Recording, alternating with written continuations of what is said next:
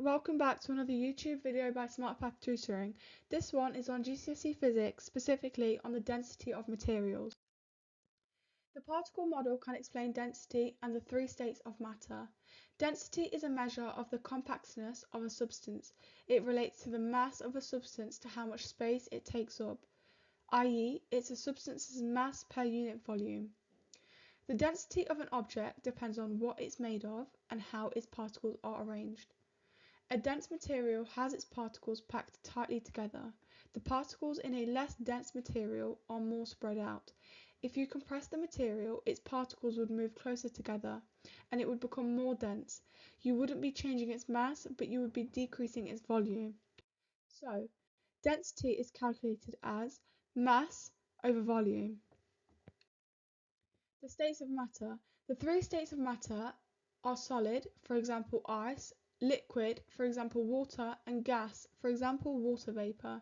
The particles of a substance in each state are the same, only the arrangement and energy of the particles are different. The first one is solids. This can include ice. Strong forces of attraction hold the particles close together in a fixed, regular arrangement. The particles don't have much energy, so they can only vibrate about their fixed positions. The density is generally highest in this state as the particles are closest together. The next one is liquids, for example water. There are weaker forces of attraction between the particles. The particles are close together but can move past each other and form irregular arrangements. They have more energy than the particles in a solid. They move in random directions at low speeds. Liquids are generally less dense than solids. Gases. There are almost no forces of attraction between the particles. The particles have more energy than in liquids and solids.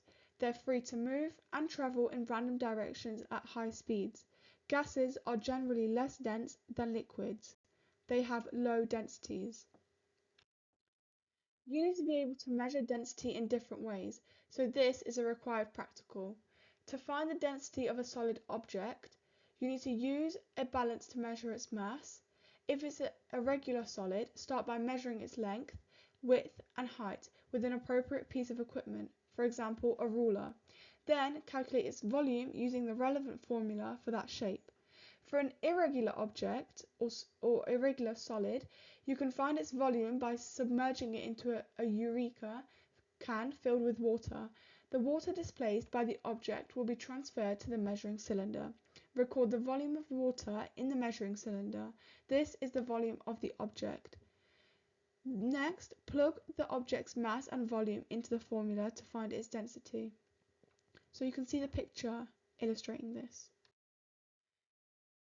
So, to find the density of a liquid, place a measuring cylinder on a balance and zero the balance. Pour 10 milliliters of the liquid into the measuring cylinder and record the liquid's mass.